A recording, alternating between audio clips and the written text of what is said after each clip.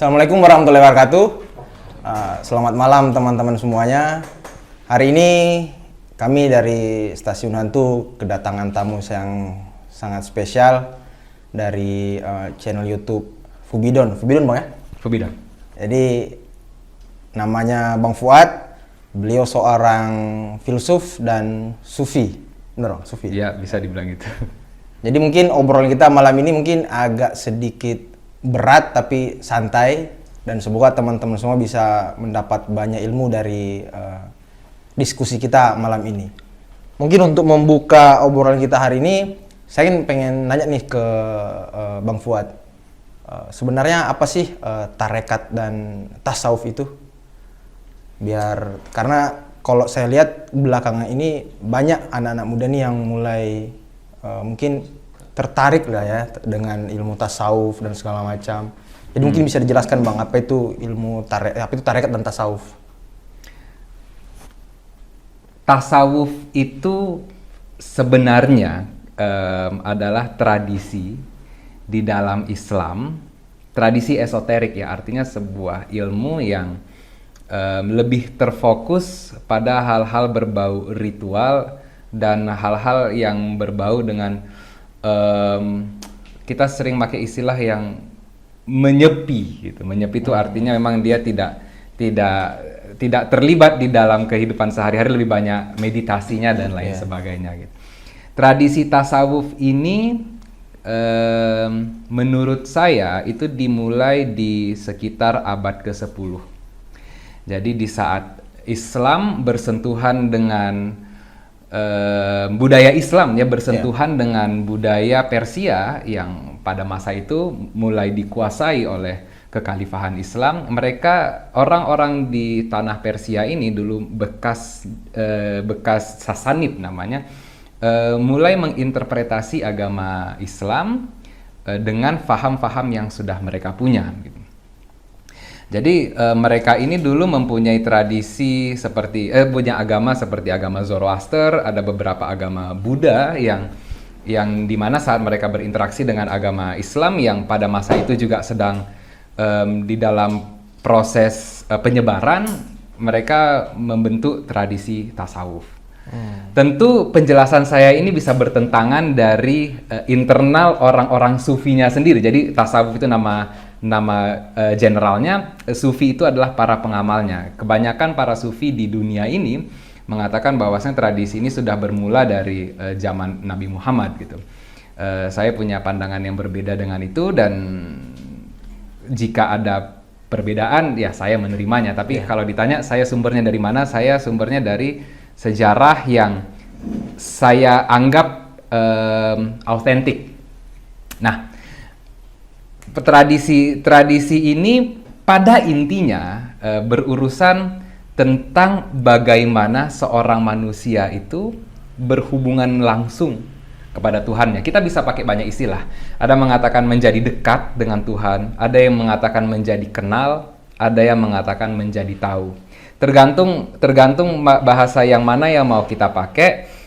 Saya rasa itu sama aja, tetapi poin utama dari ketasawufan ini adalah bisa dengan Tuhan, bisa tahu Tuhannya gitu. Nah, cara yang mereka tempuh ya kayak saya bilang tadi, lebih banyak menyepi, banyak-banyak beribadah, banyak-banyak melakukan kegiatan ritual. Tetapi yang paling sering disebutkan adalah saya pakai bahasa Arab, yaitu jihadun nafs atau tazkiyatun nafs, yaitu penyucian diri, dan jihadun nafs itu berperang melawan diri sendiri. Bentuknya adalah bagaimana menjadi seorang manusia yang berakhlak baik, mempunyai sifat-sifat yang terpuji dengan standar akhlak tentu yang sesuai dengan budaya yang berlaku di zaman itu. Jadi kalau kita pertanyaannya tentang tasawuf dan sufi, saya akan bilang sampai di situ aja.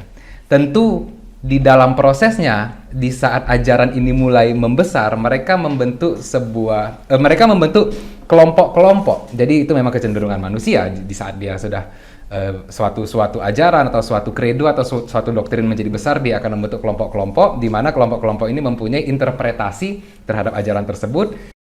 Kelompok-kelompok inilah yang akhirnya kita kenal sebagai tarikat. Tarikat-tarikat ini mulai populer, saya nggak bisa memastikan kapan, cuman menurut saya dimulai di abad ke-10 saat memang pengikutnya sudah banyak dan mulai berkembang dengan berbagai macam nama. Salah satunya kayak saya dulu adalah anggota tarikat Naqsyabandiyah. Gitu. Ada yang juga populer namanya tarikat Qadiriyah, yang dulu sempat populer di India ada Sistiyah. Ini yang populer ke arah timur. Kalau yang di barat dan di Asia Tengah ada kayak tarikat Samaniyah, ada tarikat Satiriyah dan lain sebagainya. Tapi saya bisa bilang inti dari semua tarikat ini fokusnya adalah tentang bagaimana mendekatkan diri pada Tuhan dengan metode-metode masing-masing. Oh, berarti tarekat ini jalannya ya mungkin ya? Iya, tarikat ini bahasa saya. Jadi bahasa saya ini bisa sangat tidak menyenangkan kalau ditanggapin sama orang-orang tarikatnya. Saya kan bilang begini, jalan yang mereka klaim sebagai jalan yang bisa menuju Tuhannya. Tentu kalimat menuju Tuhan ini sebenarnya problematik, saya bisa bilang kayak begitu, karena tergantung doktrin kita terhadap Tuhan. Kalau kita pakai fahamnya Ibnu Al-Arabi misalnya, wahdat al-wujud, penyatuan wujud, menuju kepada Tuhan, menurut saya itu adalah sebuah terms atau bentuk kalimat yang problematik, karena begini, kalau kita menuju kepada Tuhan, itu menunjukkan ada sebuah jarak antara kita sebagai manusia dengan Tuhannya, sehingga kita harus berjalan menuju tempat itu. Nah, jika kita melihat Tuhan sebagai sebuah entitas yang maha ada, otomatis kita tidak perlu jalan ke tempatnya. Kenapa? Karena dia sudah di situ, kan gitu. Makanya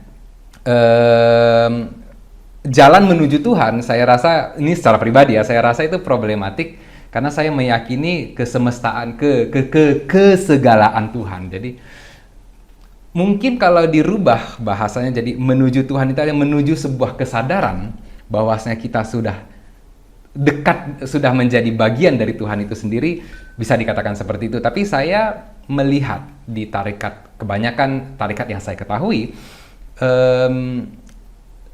ada sebuah kecenderungan bahwasanya hambanya, mereka, para pengamalnya, pada hakikatnya posisi awalnya adalah jauh dari Tuhannya. Dan tanpa mengurangi rasa hormat, saya tidak berusaha untuk mengganggu tidak berusaha untuk mengganggu faham teistik orang-orang. Saya mengatakan begini, kalau kita masih harus berjalan dalam tanda kutip ke Tuhan, otomatis Tuhan tidak omnipresent istilahnya ya. Kalau kita pakai istilah filsuf-filsuf di zaman dulu, dia tidak ada di segala tempat. Ada sebuah tempat di mana Tuhan itu tidak ada. Kalau kayak gitu, Tuhan itu tidak segala gitu loh. Tapi pemahaman ini tetap ada, dan saya tidak berusaha untuk mengatakan bahwasanya pemahaman itu salah, tetapi tidak cocok dengan paham saya gitu. Tapi iya, oke, saya terlalu jauh ya. Langsung kepada kesimpulannya, bahwasanya memang ini adalah sebuah tarekat, dalam konteks ini adalah sebuah metode yang diklaim bisa mencapai Tuhannya gitu.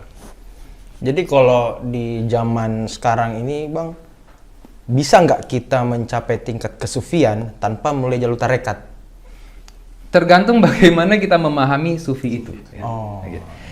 Saya berasal dari tarekat yang berfokus kepada aspek-aspek nilai luhur. Jadi ada konsep Islam kafah, akhlakul karimah, yaitu menjadi orang dengan akhlak, dengan perilaku sebaik mungkin sehingga kita bisa mendapatkan ridho Tuhan.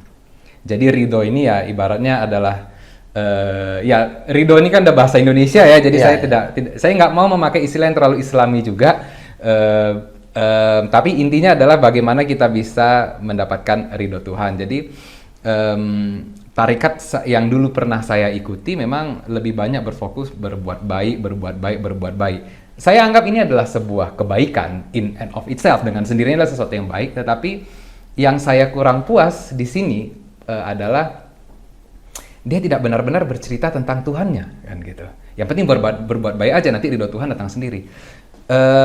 Masalah saya di sini adalah begini. Untuk kita, jadi gini ya, tarekat ini kan berbicara tentang bagaimana bisa tadi kita pakai istilah mengenal atau mengetahui Iya. Tuhan. Kalau kita memang ingin mendapatkan ridho Tuhan, kita kan harus tahu dulu Tuhan itu seperti apa gitu. Saya mohon maaf bilang kayak begini, tapi ini pemahaman saya ya. Kita kan harus tahu, kita harus punya sebuah konsepsi yang kita yakin akan kebenarannya Tuhan itu seperti apa. Dan untuk menggapainya, untuk menggapai ridhonya dalam bahasa itu, kita harus tahu apa yang dia senangi dan apa yang dia tidak. Membuat klaim pengetahuan akan apa yang Tuhan mau dan apa yang Tuhan tidak mau, saya rasa ini adalah sebuah langkah yang begitu besar. Ini adalah sebuah istilahnya theological leap, lompatan teologis yang begitu besar, mengklaim pengetahuan. Jangankan mengklaim tahu akan apa yang Tuhan mau, mengklaim pengetahuan akan Tuhan saja, saya rasa itu sesuatu yang begitu besar. Tapi oke, saya belum menjawab pertanyaannya.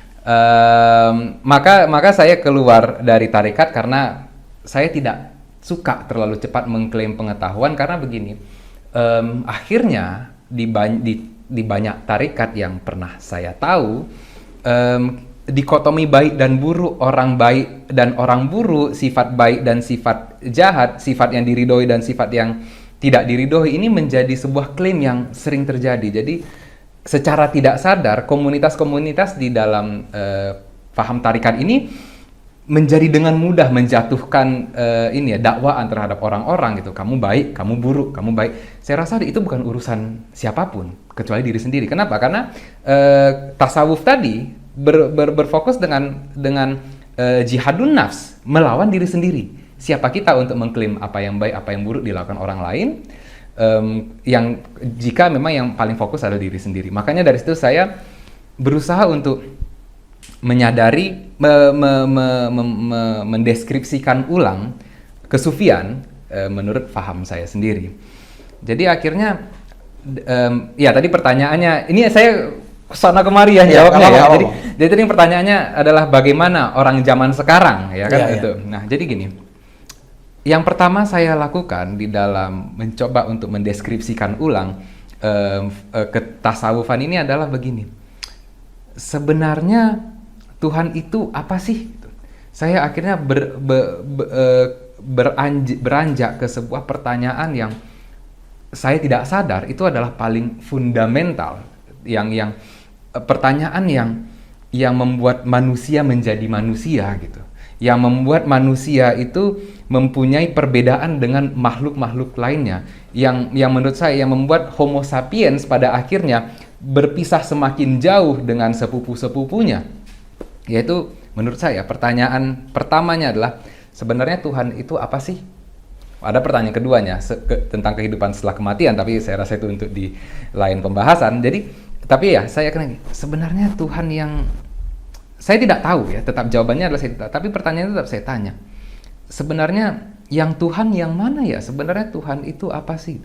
Dan saya akhirnya pergi ke berbagai macam tempat di dunia ini, nggak di dunia ini juga, sebenarnya di Indonesia. Saya pergi naik gunung, saya pergi ke situs-situs sejarah, tempat orang-orang yang bahkan belum mengenal agama yang populer sekarang, dia sudah mulai membentuk faham teistiknya sendiri gitu.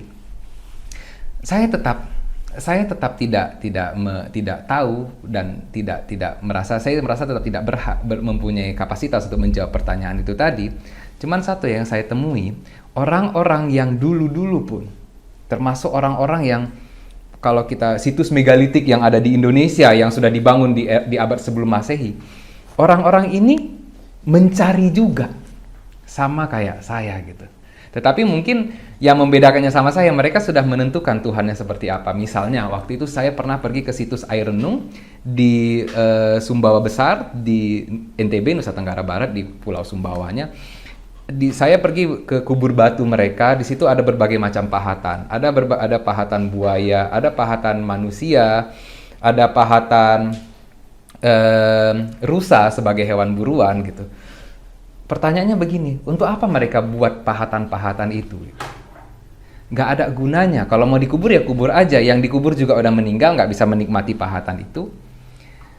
Tetapi setelah saya pelajari, ternyata mereka memahat itu sebagai sebuah simbolis mereka untuk, dalam tanda kutip, berkomunikasi dengan arwah yang sudah meninggal, dan apa namanya ya, seolah-olah itu adalah simbol yang dia lakukan setelah arwah-arwah tersebut meninggal. Itu apa? Orang zaman dulu berburu, maka ada rusa di situ sebagai simbol perburuannya.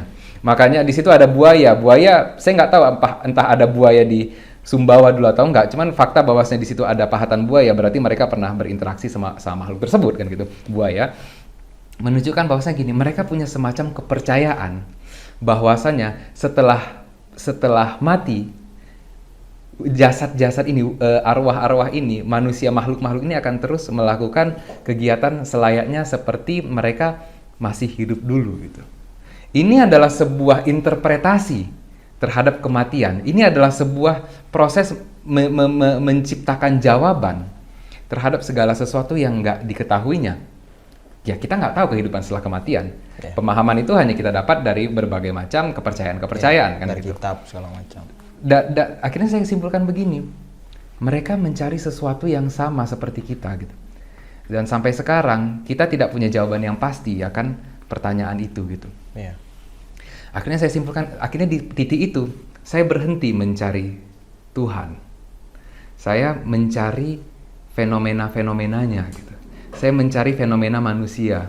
Saya mencari saya mencari situs sejarah di seluruh Indonesia. Saya ingin mempelajari bagaimana kita dulu berpikir dan menginterpretasikan pemikiran kita melalui karya-karya, contohnya candi-candi yang ada di Indonesia ini. Ini saya rasa ini adalah interpretasi tentang bagaimana mereka memahami Tuhan.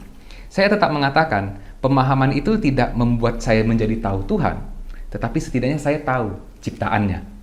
Ya, saya menganggap kita semua ini dalam proses bagaimanapun adalah ciptaannya. Jadi jadi kesufian yang saya punya adalah gini. Saya tidak tahu Tuhan, tapi saya tahu ciptaannya. Saya tidak bisa mencari pemahaman fundamental tentang Tuhan itu seperti apa, tapi saya bisa mencari pemahaman fundamental tentang bagaimana ciptaannya bersikap, baik di dalam manusia yang ada maupun alam semestanya kan gitu. Jika pertanyaannya tadi awal adalah bagaimana bisa nggak orang sekarang itu bersufi, saya akan mengatakan bisa, pasti. Dan menurut saya di zaman sekarang menjadi lebih menarik karena kita disediakan dengan berbagai macam informasi-informasi, ilmu-ilmu yang bisa kita ketahui sumbernya, dan kita disediakan dengan berbagai macam misteri-misteri yang kita benar-benar tahu bahwasanya kita tidak tahu. Itu memberikan sebuah kesempatan yang besar. Tetapi permasalahannya adalah walaupun kita bisa, bagaimana cara kita untuk mengetahuinya itu punya masalah tersendiri lagi gitu. Tapi ya jawabannya tentu bisa. Apakah harus dengan cara saya? Tentu tidak. Apakah bisa menggunakan cara-cara yang sudah banyak dilakukan oleh banyak aliran-aliran tasawuf yang ada di dunia ini? Pasti. Menurut saya kalau mau yang lebih instan, cara seperti itu lebih instan gitu. Dan sejauh yang saya ketahui, cara tersebut memberikan ketenangan bagi banyak pengamalnya gitu. Kira-kira begitu. Aku jadi kepikir ini soal manusia menjadi Tuhan baru. Kenapa aku bilang begitu? Jadi kalau lihat era teknologi sekarang kan ini ke arah komputerisasi ya. Jadi aku ngeliat komputerisasi itu atau pemrograman itu sebetulnya seperti firman. Dia difirmankan kepada si sistem untuk melakukan ini, akhirnya nanti si robot ini dia akan mencari yang bikin gue ini siapa. Iya. Nanti dia sudah mulai sentience istilahnya. Akhirnya si robot ini nanti dia berpikir, loh, kita ada ini gara-gara siapa ya? Iya. Kita diprogram sama siapa? Padahal manusia yang buat mereka. Sama kayak kita ini kan bisa dibilang kan kita ada mikrokosmos, makrokosmos. Yeah. Kita adalah mikrokosmos yang padahal kita ini terbentuk dari sel-sel yang sebelum kita. Yeah. Dari yang paling kecil. Kita siapa? Padahal kata Tuhan itu sendiri pun kita sendiri yang buat. Kita yang buat. Kita yang buat. Terus dibilang manusia diciptakan 6 masa. Lah, 6 masa sendiri, masa itu kan waktu. Yang yang menentukan waktu itu ya manusia itu sendiri. Sebetulnya sekarang ini kita masih diciptakan. Masih sedang berproses. dibilang manusia diciptakan selama 6 masa. Kalau di Kristen ya, dia dibilang 6 hari loh. 6 hari. Berarti satu hari 24 jam. Pertanyaannya ya, mau ciptain hari 1 kali 24 jam kan manusia. Gimana Tuhan menciptakan manusia dari manusia itu sendiri? Jadi muter-muter gitu, paradoks tuh. Iya, kalau kita berbicara melalui kitab ya, jadi itu kan kitab Genesis ya. Walaupun di dalam Al-Quran kitabnya Islam juga menceritakan cerita yang sama, walaupun saya nggak tahu spesifikasi perbedaannya. Tapi gini, sebenarnya di dalam kitab penciptaan ada 2 versi penciptaan yang menurut saya loh nih ya, itu ada sedikit kontradiksi di sini. Ini kayaknya bisa dipotong, tapi oke lah, ini saya ceritain aja. Ada 2 versi. Tuhan menciptakan alam semesta dalam 6 hari, hari ke-7 Tuhan istirahat. Di manusia itu diciptakan di hari ke-6 ya, di hari ke-6. Ada cerita yang lain, yaitu cerita tentang Garden of Eden kan, tentang manusia yang diciptakan dan diusir. Akhirnya diusir gitu kan. Ini sebenarnya 2 versi yang berbeda gitu. Saya nggak tahu, mungkin versi yang 6 hari ini dari mitologinya Yahudi, tetapi versi Garden of Eden ini diambil dari mitologinya bangsa Sumer. Jadi di saat pembukuan oleh kaum Israel di tahun abad 5 sebelum Masehi, mereka mengambil 2 tradisi ini dan dimasukkannya di dalam kitab. Diadopsi sama Kristen, diadopsi sama Islam, di Kristen menjadi kanon, di Islam juga. Ya karena mereka sudah kayak begitu ya, kita buat aja gitu. Jadi tentu ini adalah jadi begini. Bagi saya nggak tahu, saya tidak berusaha untuk mengambil kesimpulan benar atau salahnya cerita ini, tapi dari cerita ini saya ambil begini. Manusia zaman dulu menciptakan sebuah cerita kepada dirinya sendiri tentang bagaimana dia diciptakan, kan begitu. Tanpa pengetahuan yang tersedia, kan gitu. Begitu sekarang kita mulai mengetahui pengetahuan tentang bagaimana kita diciptakan, dan ternyata cerita itu berbeda dengan cerita yang ada di kitab-kitab yang sudah didogmakan kepada kita. Maka interpretasi kita terhadap kitab itu menjadi berubah. Tapi oke, poinnya adalah begini. Di saat kita sekarang sudah memahami penciptaan manusia yang dulu dari Homo erectus terus turun ke menjadi Homo sapiens dan sekarang jadi Homo sapiens sapiens, kita sedang melakukan penciptaan yang sama juga, yaitu apa? Digital gitu loh, artificial intelligence kan gitu. Sebenarnya ini yang saya lihat. Sebenarnya yang saya lihat, manusia di saat menciptakan gadget atau smart things, smartphone, smart dan lain segalanya smart, dia mengikuti sebuah konsep yang sama dengan dirinya. Seperti gini, jadi Elon Musk pernah bilang bahwasanya HP ini in some sense adalah ekstensi dari diri kita. Jadi gini, ini HP, biar nampak, ini HP, ini HP sebenarnya adalah Fuad juga. Kenapa? HP ini bisa lebih menjelaskan tentang seorang Fuad daripada Fuad menjelaskan tentang seorang Fuad. Kenapa? Semua data yang ada di dalam itu ada, semua pemikiran saya ada di sini. Mau tahu apa yang Fuad pikirkan? Tengok di YouTube historinya, kan gitu. Dan saya nggak perlu bilang apapun, tinggal ditengok. Oh, berarti kamu adalah misalnya seorang filsuf gitu kan, atau seorang musisi. Tengok apa cover musik yang dikerjakan. Oh, berarti kamu pemain musik ini, aliran ini gitu kan. Saya nggak perlu bilang, tengok aja gitu. Habis itu misalnya bagaimana berinteraksi di WhatsApp misalnya, atau di Twitter, oh pribadimu seperti ini gitu. Ini adalah Fuad, sebanyak Fuad ini Fuad gitu. Nah, ini sekarang masih ekstensi diri kita, tetapi di saat ini kan bekerja dengan konsep algoritma, kecerdasan buatan. Suatu saat bagaimana jika nanti dia sudah sadar sendiri, dia akan membentuk membentuk identitas dirinya menggunakan algoritma data kita.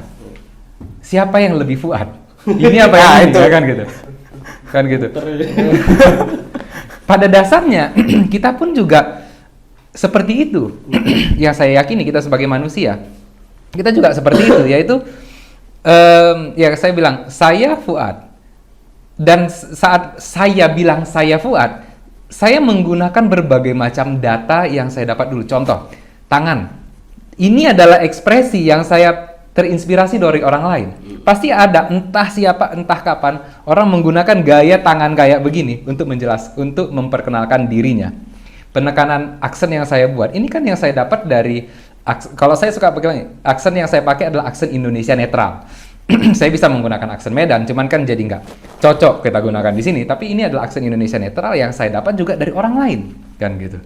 Gaya pakaian saya misalnya, ini juga saya dapat dari orang lain. Jadi semua data yang dimasukkan kepada saya, habis itu saya pakai data itu untuk menunjukkan identitas saya sendiri, kan gitu. Akhirnya menjadilah seorang Fuad. Sama kayak HP ini. Bedanya adalah dia punya akses yang tidak terbatas, kan gitu. Kapan dia mempunyai sentience, itu apa namanya ya? Itu masalah next lah gitu. Next generation. Next generation. Jadi gini ya, di dalam diskusi filsafat, bahasa Melayu, bahasa Indonesia ini kan aslinya dari bahasa Melayu, itu punya masalah untuk menjelaskan konsep dasar tentang kesadaran. Jadi kalau kita kan cuma bilang kesadaran, tapi kalau di bahasa Inggris dia ada banyak. Yang pertama itu consciousness. Dan consciousness sorry, ada consciousness, ada awake, ada aware, ada sentience gitu. Habis itu ada sense of agency. Ini semua membicarakan konsep yang berbeda. Di bahasa Indonesia cuma kita bisa bilang apa? Sebagai sadar gitu. Jadi saat kita bilang sadar, artinya bisa sadar bangun, ada bisa sadar kalau kita sadar akan diri sendiri kan gitu. Ini bisa beda-beda. Jadi sebelum Indonesia bisa menciptakan katanya sendiri terhadap konsep-konsep ini, kita masih susah mau membahas pembahasan yang mendalam tentang filsafat ini. Nah, kembali ke masalah kesufian. Kesufian mengarahkan saya untuk mempelajari hal-hal berbau filsafat. Kenapa? Kenapa saya bisa terarahkan untuk membahas soal hal-hal filsafat? Jadi ada konsep sufi yang hampir dimiliki oleh semua tarekat di dunia ini, yaitu konsep ma'rifat. Yaitu menjadi tahu gitu. Jadi pertanyaannya begini, saya mengatakan gini, titik tertinggi dari kesufian adalah ma'rifat, menjadi tahu. Pertanyaannya gini, apa yang diketahui? Jadi kebanyakan dari orang-orang pengamal tarikat selalu mengatakan menjadi dapat pengetahuan tentang Tuhan melalui apa? Melalui perenungan, melalui meditasi ya. Mereka bilangnya zikir, tawajuh dan lain sebagainya. Tapi pada intinya adalah meditasi, akhirnya dia menjadi tahu. Pengetahuanmu tentang Tuhan di saat kamu mendapatkan itu, apakah pengetahuan yang bisa dipertanggungjawabkan? Apakah pengetahuan ini adalah yang Anda dapat melalui data-data yang sudah Anda dapatkan sebelumnya? Siapa yang memastikan dia tahu? Siapa yang memastikan itu? Kan kita harus bisa mempertanggungjawabkan itu. Harus ada pengujian. Harus ada pengujian. Jadi ya oke lah, orang zaman dulu tidak punya metodologi di dalam scrutinize atau peer review dari suatu suatu pengetahuan. Tapi zaman sekarang kan sudah ada. Dan di saat kita harus pengetahuan kita akan Tuhan yang kita dapat melalui, ada bahasanya itu tajalli ya, jadi pengungkapan Tuhan, pengungkapan lah istilahnya di situ. Ini bisa dipertanggungjawabkan nggak kan? Ya, saya rasa tidak. Kenapa? Ya karena tidak bisa dijabarkan secara ilmiah gitu kan. Nah, jadi di saat saya dihadapkan oleh fenomena makrifat itu, saya bilang, oke, kalau begitu memang ini tidak bisa dipertanggungjawabkan, maka makrifat yang saya miliki harus bisa saya pertanggungjawabkan. Akhirnya saya semua pengetahuan yang saya dapatkan melalui perenungan, saya timpali dengan buku yang saya baca. Salah satu pengetahuan pertama itu adalah kesimpulan yang saya ambil begini waktu itu. Ternyata saya seorang Fuad Abdullah, waktu itu kejadian tahun 2019, di tahun 2019 sama kayak leluhur manusia di tahun 20.000 sebelum Masehi. Saya dan dia sama-sama mencari Tuhannya. Jadi asumsi saya mengatakan kenapa kita yang sekarang sama dengan kita yang dulu, dan saat saya jadi kan gini ya. Saya harus bisa memastikan bahwasanya saya harus bisa bertanggung jawab sama klaim yang saya buat. Jadi saya lakukan pencarian. Kenapa saya ngerasa sama kayak yang dulu? Ada satu satu buku ya, buku yang saya baca itu buku karyanya Reza Aslan. Judulnya adalah God the History of Mankind. Dia menjelaskan ada sebuah gua di Perancis, di namanya kalau nggak salah La Trois Frères. Di situ ada gambar sebuah makhluk manusia bertanduk rusa berwajah seperti burung hantu gitu. Dan bagi orang-orang di zaman dulu yang menggambar sosok tersebut, memperlakukan gambar ini seperti seolah-olah deity, seperti dewa. Ya. Tidak necessarily Tuhan dalam konsep monoteistik yang kita kenal, tetapi dia dewa gitu. Saya melihat di buku itu ya, di buku itu, dan saya ini menyimpulkan dari buku itu bahwasanya begini.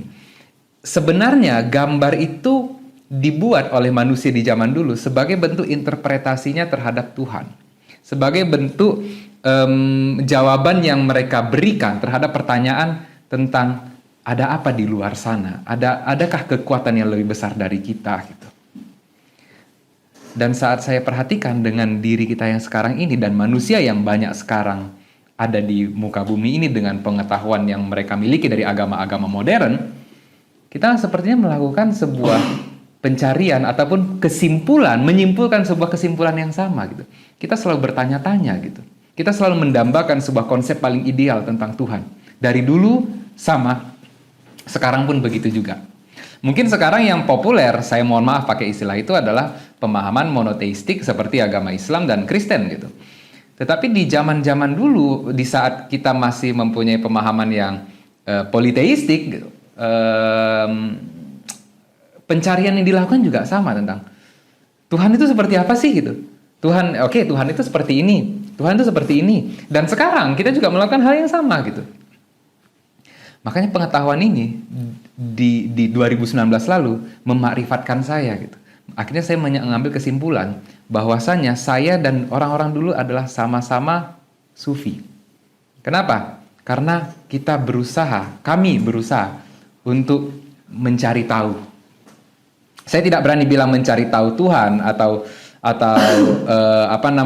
atau mencari Tuhan dalam bentuk tertentu, karena saya nggak bisa memastikan bahwasanya orang itu mencari tahu Tuhan juga atau tidak. Bisa saja itu adalah mereka sudah tahu memang ini Tuhanku, aku udah jelas dengan ini gitu. Tapi kesimpulan yang saya ambil, sama-sama mencari, sama-sama mendapatkan, sama-sama menyimpulkan, walaupun kesimpulannya mungkin beda. Yang didapatkan mungkin beda. Ya beda lah, karena mereka dulu ada versi Tuhannya banyak. Ya kayak tadi di gua tadi ya, yang bertanduk dan berwajah seperti burung hantu kan gitu. Itu kesimpulan yang saya dapat, dan semenjak titik itu saya berusaha terus untuk memperkaya pengetahuan yang saya punya, dan saya berusaha untuk setiap pengetahuan yang saya dapatkan bisa saya pertanggungjawabkan landasan empiriknya. Makanya dari situ saya mengarah kepada pengetahuan, mengarah kepada filsafat empirisme, yaitu semua pengetahuan itu harus bisa dihitung dan dipertanggungjawabkan.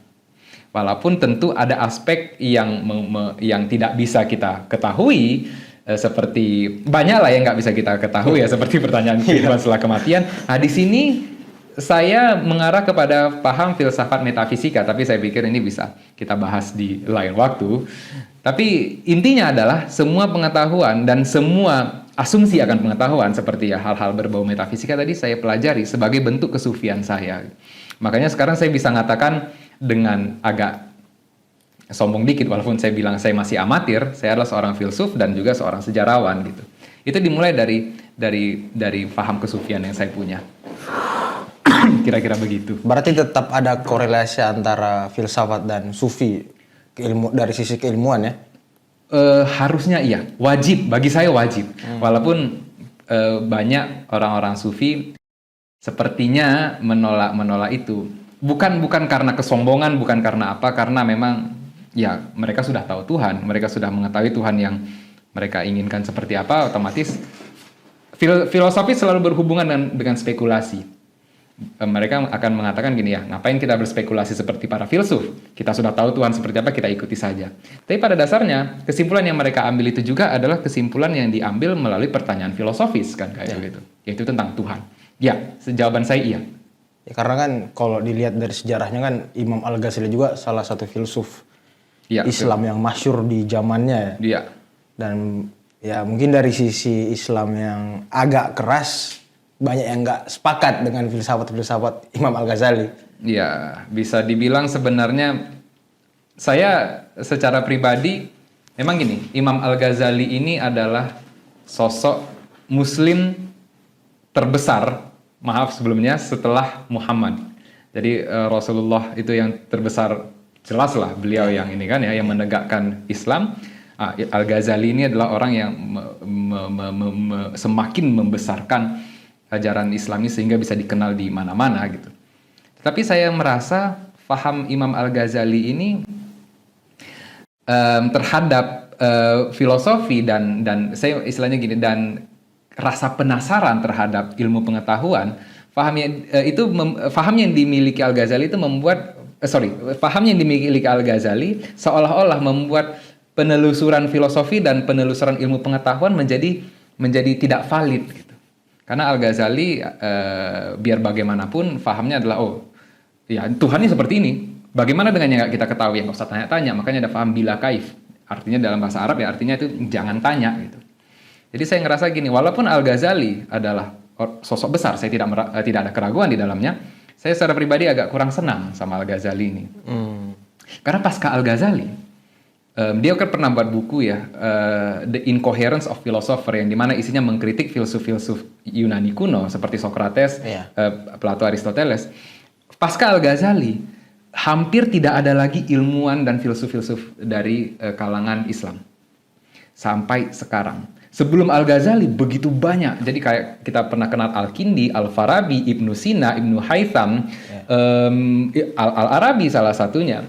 Ini betul-betul bersirkulasi di kerajaan di masa Abbasiyah waktu itu, dan mereka menemukan berbagai macam penemuan-penemuan yang begitu besar. Semenjak Al-Ghazali datang dengan fahamnya yang seolah-olah, ya saya tidak akan mengatakan dia menolaknya secara langsung, seolah-olah anti belajar, anti penemuan, akhirnya kebudayaan Islam secara perlahan mulai mundur dari segi ilmu pengetahuannya gitu. Apakah itu disebabkan oleh Al-Ghazali secara langsung? Belum tentu. Karena memang setelah ada Al-Ghazali yang masyhur di abad ke-11 dan 12, di abad ke-13 kan kebudayaan Abbasiyah diserang sama sama Mongol, sehingga menyebabkan kemunduran lagi dari segi ilmu pengetahuan, di mana di tahun itu Bait al-Hikmah di Baghdad dihancurkan kan gitu. Tapi memang tetap setelah pasca Al-Ghazali, ilmuwan Islam dan filsuf-filsuf Islam mulai hilang. Jadi walaupun saya sekali lagi ya tidak meragukan kehebatan Al-Ghazali, secara pribadi saya kurang ngefans. Ya kalau bisa saya dibilang, mohon maaf loh nih ya kepada semua orangnya, saya agak bisa dibilang seperti haternya Al-Ghazali di sini. Mungkin pada zamannya dia itu kondisi yang seperti itu ya mungkin yang dibutuhkan, makanya dia bisa tumbuh besar. Iya, bisa sebenarnya seperti itu. Bisa jadi seperti itu gitu. Karena di saat itu juga ya gini, di mana Al-Ghazali adalah teolog ya. Jadi di mana ada budaya yang inkuisitif terhadap ilmu pengetahuan, pasti ada agama yang sangat tertutup. Kalau saya bilangnya konservatif, yang berusaha untuk mempertahankan budaya sebagaimana mestinya gitu. Dan itulah sosok Al-Ghazali yang menjaga agar tidak ada kalau deviasi, pengalihan terhadap budaya asli Islam yang memang seharusnya gitu. Dan di saat dia menentukan bahwa budaya Islam yang seharusnya adalah berbeda dengan orang-orang seperti Socrates, Plato dan Aristoteles, termasuk mengatakan Ibnu Sina itu sesat kan. Maka itulah yang diikuti oleh sebagian besar umat yang ada di masa itu gitu, dan sampai sekarang gitu. Sebenarnya sangat bisa dikatakan in the grand scheme of things ya, secara global ya, saya sangat menyayangkan gitu, karena biar bagaimanapun ya gini ya, yang menciptakan algoritma itu, konsep rumusan algoritma itu ya orang Islam, yaitu namanya Al-Khawarizmi. Nama algoritma saja diambil dari nama beliau. Al-Khawarizmi, algoritma kan gitu. Itu akhirnya algoritma ini adalah bagaimana orang barat menyebut nama Al-Khawarizmi gitu. Jadi itulah kontribusi besar kebudayaan Islam di masa itu terhadap ilmu pengetahuan gitu. Yang mempreservasi kitab-kitab, buku-buku karya filsuf Yunani kuno adalah orang Islam yang menerjemahkannya dari bahasa Yunani ke bahasa Arab, akhirnya diadaptasi, diadopsi oleh kebudayaan Eropa yang waktu itu sedang berada di masa kegelapan. Itu kan di abad ke-9 sampai abad ke-11. Mereka ya Eropa di masa itu dengan ininya ya, dengan agama yang populer di masa itu ya agama Kristen, mereka sedang mengalami masa kegelapan gitu. Kegelapan artinya apa? Ilmu pengetahuan tidak bisa berkembang dengan baik di masa itu gitu. Kalau nggak karena orang-orang Islam di masa Abbasiyah waktu itu, mungkin kita akan kehilangan semua informasi tentang pemikir-pemikir besar yang pernah hidup di zaman sebelum Masehi tadi gitu. Sangat-sangat ini ya. Oke, kita udah bicara soal Al-Ghazali akhirnya. Tapi memang iya, Al-Ghazali ini adalah seorang sufi. Seorang sufi yang dimana pemikiran sufinya sampai sekarang masih dipakai gitu. Yeah. Bisa dibilang Al-Arabi, seorang sufi kontemporer di masa Al-Ghazali juga gak jauh beda ya, gak jauh. Ini maksudnya di zamannya gak beda jauh, gak terpaut jauh. Nggak dipakai ini pahamnya Al-Arabi yang dengan wahdat al-wujudnya gitu. Bahkan banyak yang mengatakan paham ini sedikit banyaknya sesat gitu. Walaupun saya kurang setuju dengan kesimpulan sesat itu, karena penyatuan dengan, jadi ada wahdat al-wujud itu penyatuan dengan Tuhan, itu bukan artinya sebuah penyatuan yang sebelumnya tidak bersatu gitu, tetapi kesadaran bahwasanya kita ini adalah manifestasi dari Tuhan. Kita ini adalah apa-apa yang manifestasi dari Tuhan. Begini, kita ini ada secara esensi adalah datang dari Tuhan itu juga. Kita bukan zat yang terpisah. Kita ini tidak ada apa-apanya. Yang ada adalah Tuhan gitu. Nah, pemahaman ini sepertinya dianggap seperti mengtuhankan diri gitu, walaupun Al-Arabi tidak mengklaim demikian gitu. Beliau sendiri ya, adalah tanpa ada kita itu ya kita nggak bisa menjelaskan Tuhan itu sendiri. Iya itu iya. Agak ngeri saya ngomong ngeri. mulai. Tapi gini, saya bicara Al-Arabinya loh ya. Saya bukan bicara pemahaman saya loh ya. Iya. Al-Arabi tidak pernah mengklaim bahwasanya dirinya Tuhan. Tetapi dia adalah manifestasi dari Tuhan. Manifestasi dari Tuhan. Dia bukan Tuhan. Dia adalah apa-apa yang bukan Tuhan. Tetapi dia pada dasarnya adalah bagian dari Tuhan itu sendiri. Ya, ibaratnya kayak begini. Apa-apa yang di dalam rumah ini adalah rumah itu sendiri. Ya. Contohnya kursi itu adalah bagian dari rumah, manifestasi dari rumah itu. Tapi kursi itu sendiri secara tunggal dia bukan rumah, kan gitu. Tetapi adalah bagian dari rumah tersebut. Nah, jadi ibaratkan begini, kalau manusia saat dia ambil jarinya, jari itu bukan manusia, tetapi jari itu adalah bagian dari manusia. Jadi saat kita bilang ini adalah manusia, maka pernyataan itu tidak benar. Tetapi ini adalah bagian dari manusia, maka dia menjadi benar. Jadi teringat ini waktu kecil, Roy, jemur tuh mataharinya udah nongol katanya. Masa iya aku jemur pakaian di matahari? Iya. Gitu. Nah iya kayak sinar matahari kan. Iya. Sinar matahari kan bukan matahari kan gitu. Iya, jemur pakaian di matahari loh. Sakit. Nah jadi tradisi ini tidak populer di zaman sekarang. Saya sebenarnya sangat menyayangkan ya. Iya, dan ya kalau misalnya dia mau populer ya banyak yang mengklaim sesat kan gitu. Dan saya memaklumi itu karena biar bagaimanapun tradisi yang sekarang populer, tradisi agama Islam terutama yang populer di dunia, tradisi yang cenderung fundamental. Gerakan-gerakan Asy'ari yang memang sekarang populer. Waktu itu kan dulu di zaman era Abbasiyah dulu, saya lupa khalifahnya siapa. Ada dua macam school of thought ya. Yang pertama Asy'ariyah sekarang populer kayak sekarang, dan yang kedua itu Mu'tazil yang sekarang banyak mengklaimnya sebagai sesat gitu. Tetapi kalau kita kembali ke zaman itu, mungkin orang-orang di zaman dulu termasuk ya ulama-ulama besarnya ya, Mu'tazil juga punya ulama besar. Mungkin mereka tidak akan mengerti kenapa kita mengatakan Asy'ari lebih benar dari yang Mu'tazil kan gitu. Mungkin mereka akan bilangnya, kok bisa kalian sesatkan yang satu di atas yang lain? Bagi kami ini adalah dua sama pemikiran yang sama-sama valid. Mungkin pemikiran yang satu lebih diadopsi oleh khalifah kami, sultan kami gitu. Tetapi bukan berarti yang tidak diadopsinya menjadi salah gitu. Bisa jadi mereka berpikir seperti itu. Saya nggak tahu, saya tidak berusaha untuk mengklaim pengetahuan akan apa-apa yang mereka pikirkan. Tapi ya begini, faktanya sekte-sekte jenis pemahaman-pemahaman di dalam agama Islam di saat berkembang itu banyak gitu. Bahkan sampai sekarang ya kita kenalnya ada Syiah, ada Sunni, ada lagi paham ketiga. Dia itu kalau nggak salah saya adalah sempalannya dari gerakan Kharajit, bahasa Arabnya Khawarij. Oh iya. Ya itu namanya Ibadi. Dia terkenal di Yaman. Gerakan ini masih ada sampai sekarang gitu. Dia nggak sepopuler Syiah dan Sunni, tapi dia ada.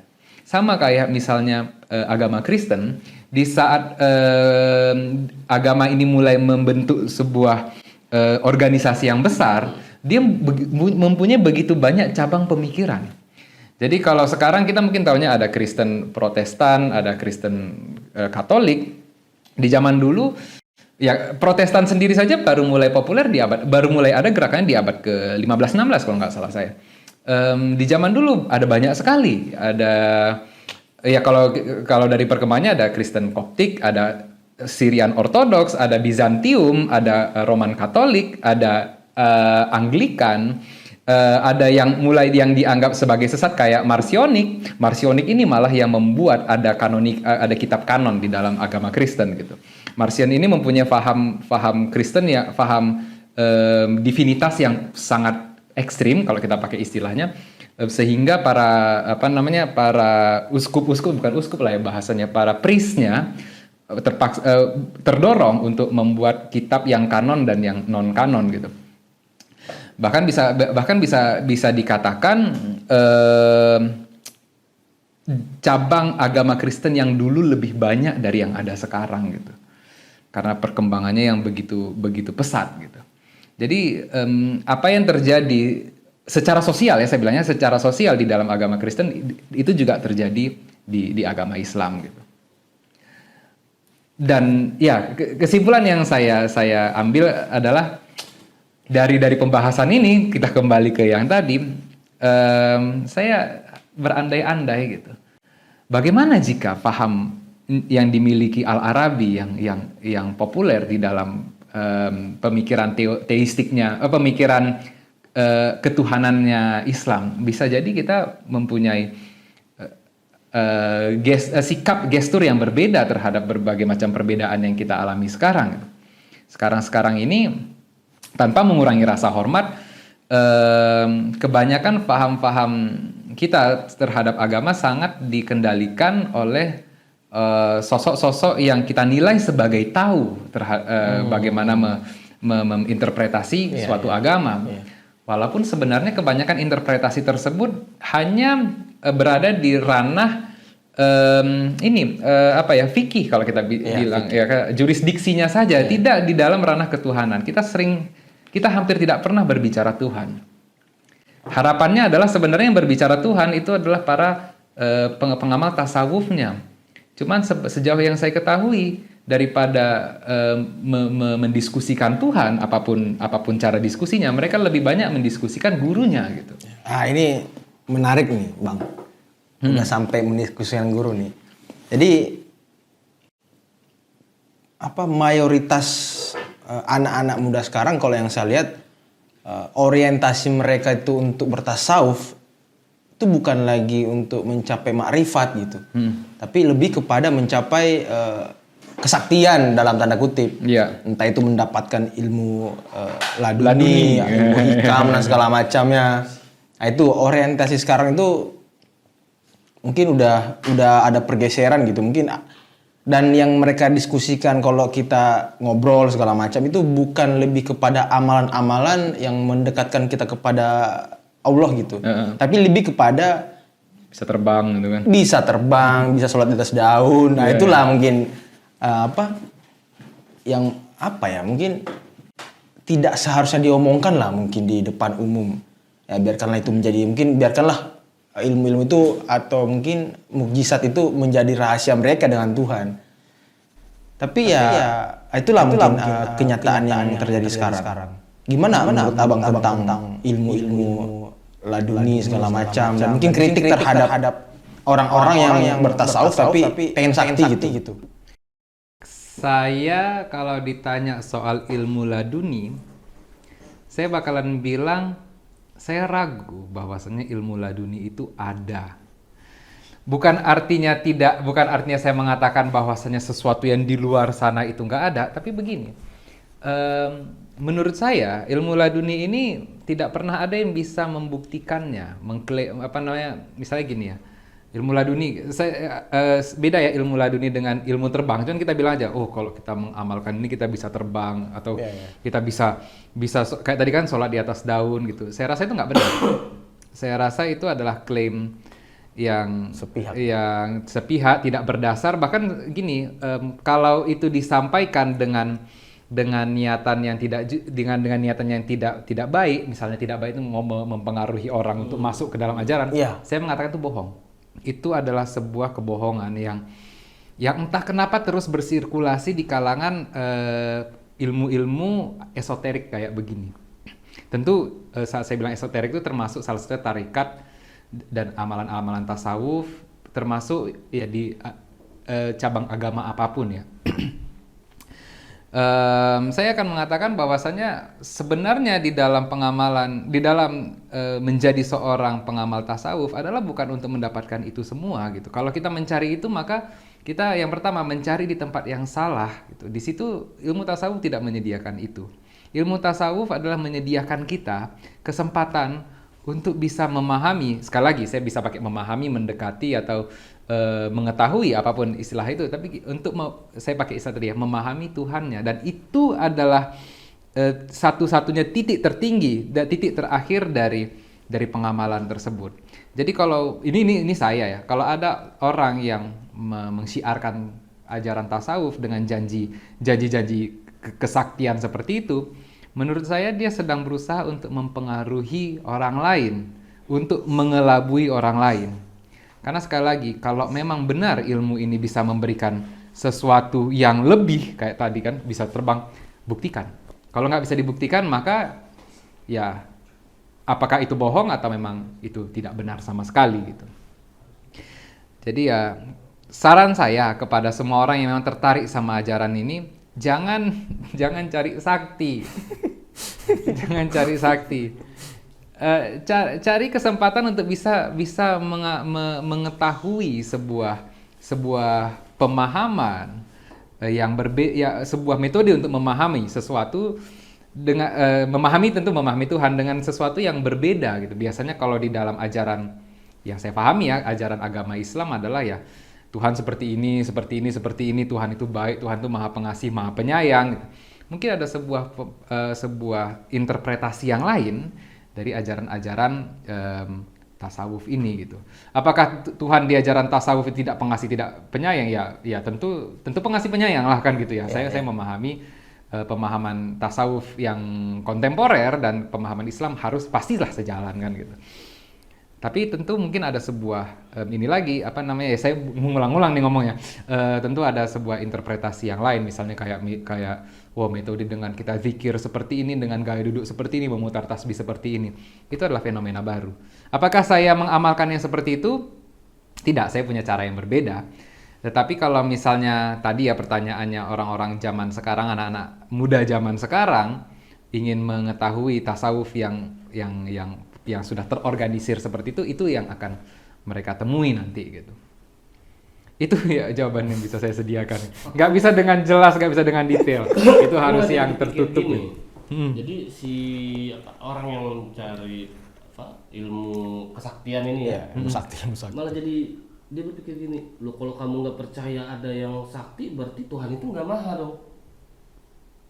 Kan dia datangnya ilmunya itu dari Tuhan. Oh Masa iya. Tuhan nggak bisa nerbangin saya? Iya, Masa Tuhan nggak mereka bisa buat saya kebal? iya, mereka kebanyakan mereka tuh mengklaim bahwa setelah kita bermakrifat, Jadi dijebak gitu, Iya. jadi terjebak sama kata Tuhan itu iya, sendiri. iya.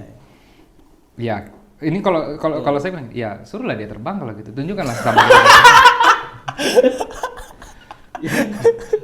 Ada prosedurnya, daftar dulu. Daftar dulu. Ada biaya pendaftaran. Masuk ya kan? Sisi ekonominya masuk. Iya, kalau kamu nggak daftar, gimana saya mau ngajarin gitu ya? Iya, iya.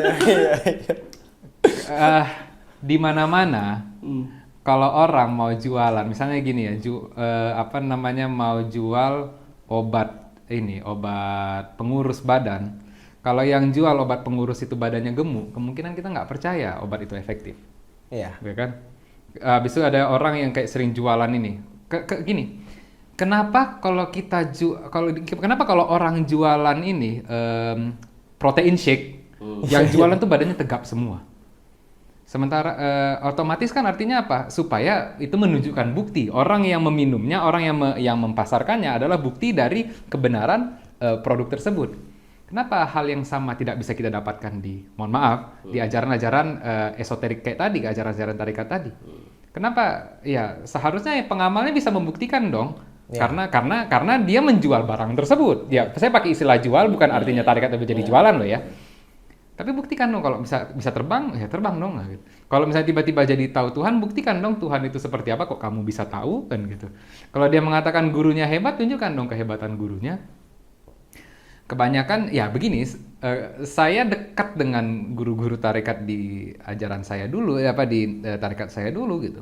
Kebanyakan dari klaim kesaktian yang dimiliki oleh guru-guru tersebut itu nggak benar gitu. Ya kebanyakan guru ya gini lah ya, kakek saya gurunya pertama meninggalnya karena sakit, penerusnya yang kedua ketiga itu pun juga meninggal dengan cara yang sama gitu. Tanpa mengurangi rasa hormat, sekali lagi saya benar-benar menghormati orang-orang tersebut, tetapi gini, kalau memang mereka sakti, kenapa mereka tidak mampu menyembuhkan penyakit yang mereka punya gitu. Kalau memang mereka bisa mengakses Tuhannya langsung, berbicara dengan Tuhan dan lain sebagainya, kenapa mereka tidak melakukan negosiasi dengan Tuhan untuk memperpanjang hidupnya dan lain sebagainya gitu. Saya pikir tarikat dan ajaran-ajaran esoterik sekali lagi tidak harus berurusan di hal-hal kayak begini. Dia harus berurusan kepada sebuah pengetahuan yang bisa ditawarkan kepada para calon-calon pengamalnya, yang dimana jika pengetahuan ini dipelajari dengan baik, dia akan mendapatkan sesuatu yang baru, dia akan mendapatkan sudut pandang yang baru, mendapatkan pencerahan yang baru gitu.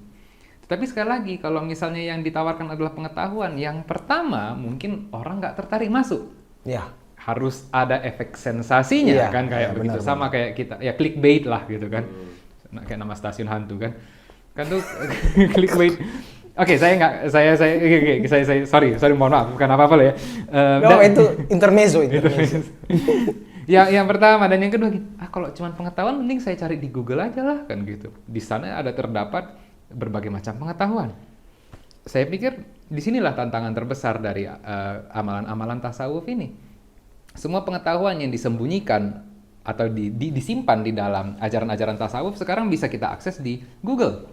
Contohnya di dalam ajaran saya dulu ada yang namanya kayak lataif, kaji-kaji khalwat atau suluh, itu kita cari di Google udah ada isinya semua, yang dimana dulu itu pengetahuan itu dirahasiakan. Iya, gitu. Iya, dirahasiakan. Pertanyaannya adalah begini, jika pengetahuan ini sekarang menjadi dapat diakses oleh semua orang, dan saat orang-orang umum mengakses pengetahuan itu tidak terjadi apapun sama mereka, ada dua kemungkinan. Yang pertama, pengetahuan ini sebenarnya tidak rahasia, tidak sehebat yang digambarkan. Atau yang kedua, memang tidak ada yang namanya sakti-sakti itu. saya pikir sebenarnya tantangan terbesar dari tasawuf ini bukan ada di para pengamal. Pengamal itu tidak punya tantangan yang besar. Yang punya tantangan besarnya adalah bagaimana para guru-gurunya bisa memberikan sebuah ajaran-ajaran yang begitu menarik, yang begitu revolusioner, yang begitu apa istilahnya ya, begitu wow gitu kan, sehingga orang-orang bisa tertarik. Saya tidak mengatakan guru-guru ini harus mencari murid, dan saya akan menolak paham itu. Guru-guru tidak perlu mencari murid. Saya pikir pada akhirnya guru-guru adalah punya ilmu ini untuk dirinya sendiri. Jika memang ajaran ini menarik bagi orang lain, orang-orang itu pasti akan secara otomatis belajar sama guru tersebut. Tetapi begini ya, saya sekali lagi saya merasa amalan tasawuf ini luar biasa sekali gitu. Kita berada di zaman di mana kita menginginkan segala sesuatu secara instan. Pengetahuan kita tentang agama pun kita dapatkan secara instan. Dari mana? Dari TikTok yang dikasih background orang ngaji ataupun orang nyanyi kan gitu. Ini instan banget. Dan di mana pengetahuan yang kita repost di status WA kita adalah yang sudah inline, sudah sejalan dengan gaya berpikir kita. Padahal tidak selalu seperti itu. Bisa saja ada pengetahuan yang berbeda. Kan gitu. Kita mau dengan instan. Wah, ini enak. Aku merasa Islam tuh seperti ini. Pas dia ulama ini, ustadz ini bilang kayak gitu, saya posting lah. Padahal di balik dari pemahaman ini ada proses mendapatkan pengetahuan sehingga mengambil kesimpulan tersebut gitu. Tapi oke, kita nggak peduli sama itu. Kita mau hasilnya aja. Dalam banyak hal, semuanya harus serba instan, semuanya harus serba cepat. Di dalam alam amalan tasawuf, kita disuruh tunggu dulu gitu. Sabar dulu, coba pelajari semuanya secara mendalam. Coba pelajari semuanya secara komprehensif. Coba cari pertanggungjawaban terhadap semua ilmu yang ada. Ternyata saat kita mempelajarinya, wah ternyata lebih dalam dari itu. Lebih luas dari apa yang kita ketahui gitu. Yang kita butuh lakukan adalah di saat semua orang berlalu lalang. Kayak tadi saya perjalanan macet, begitu ramainya orang-orang ini. Sangat ditentukan oleh waktu, sangat ditentukan oleh deadline, sangat ditentukan oleh Google Map dan lain sebagainya. Kita dikasih kesempatan untuk duduk, berpikir, merenung, membaca gitu.